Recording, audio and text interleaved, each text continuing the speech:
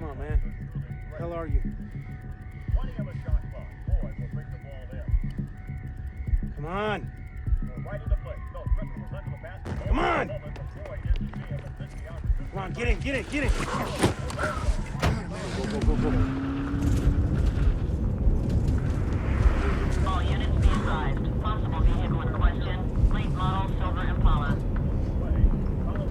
Well, Drive came about for me about a year and a half ago, when I got a call asking if I would have dinner with Ryan Gosling in Los Angeles to talk about doing a movie together.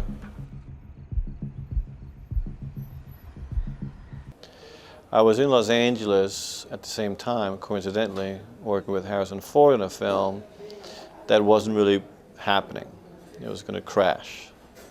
And I'd gotten the flu coming in on the airplane. So Harrison had gotten me these anti-flu drugs, which put the fever down, but it also made me high as a kite, which meant that when I went off and met Ryan in the evening, I was stoned out of my mind. And it was probably hard for us to have a real conversation. I couldn't even look at him because I couldn't move my body. So it's not, it was an odd meeting to start a relationship on. And halfway through the dinner, I asked him if he could take me home. Drop me off at the hotel because I just needed to go back and lie down. Going back, we're sitting in the car in silence with the notion of, well, did this amount to anything really, And he turns on the radio to break this awkward silence because it's unbearable. And it's R.A. Speedwagon's I Can't Fight This Feeling Anymore. Starts to play, and when you're stoned, you do really stupid stuff, like crank up the music really, really loud in the car, and then you start singing to it, which is really obnoxious and something you don't do. But when you're out of it, you do things like that. And I then start to cry because I think I was missing my wife, my kids, and Harrison Ford, wouldn't die in my movie that I was going to be doing with him. So everything just came out of me.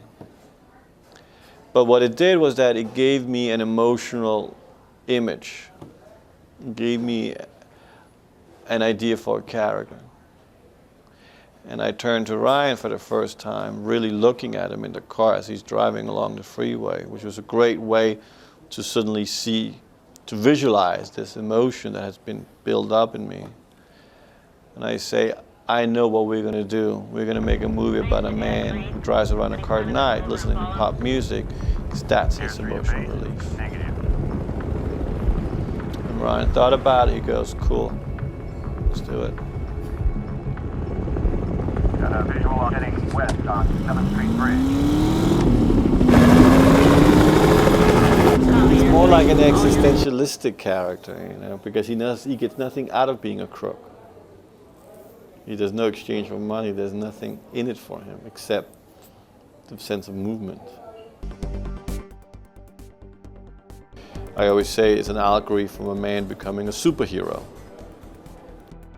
Because at the end of the film, he goes from being a man in Irene's life that needs a man to fall in love with, the purity of love and the illusion of love.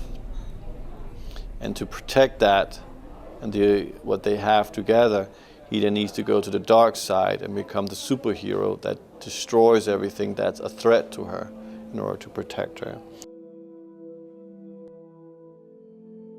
I was meeting a lot of great actresses for the part, people that could clearly do the job very well, but I couldn't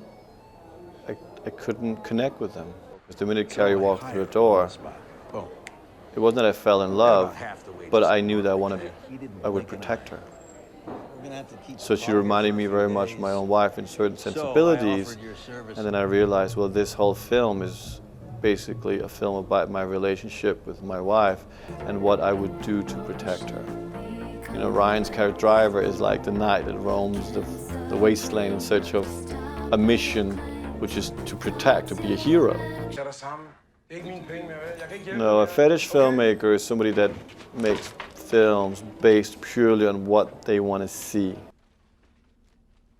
I don't always understand why I make it until much later. Certain things I do, certain things I don't.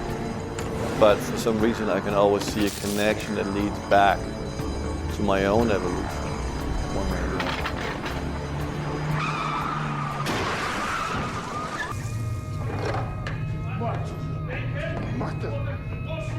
And I've stopped analyzing myself for that specific reason because I don't want to know why.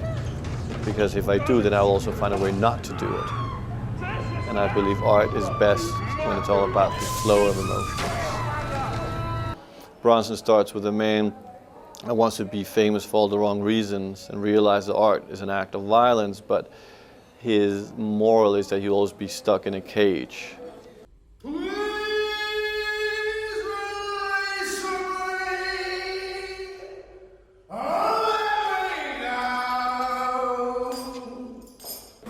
While Arising is about a man who escapes from a cage to become a human being. And Driver is about a human being that turns into a superhero for all the right reasons. Well, for me, violence and art is the same thing. Art is an act of violence. It's meant to penetrate and be part of you, but it's not negative, it's not destructive. Real violence is destructive. Physical violence is destructive. War is destructive. And the DNA of violence and war is the same thing. The only difference is that where war destroys, art inspires.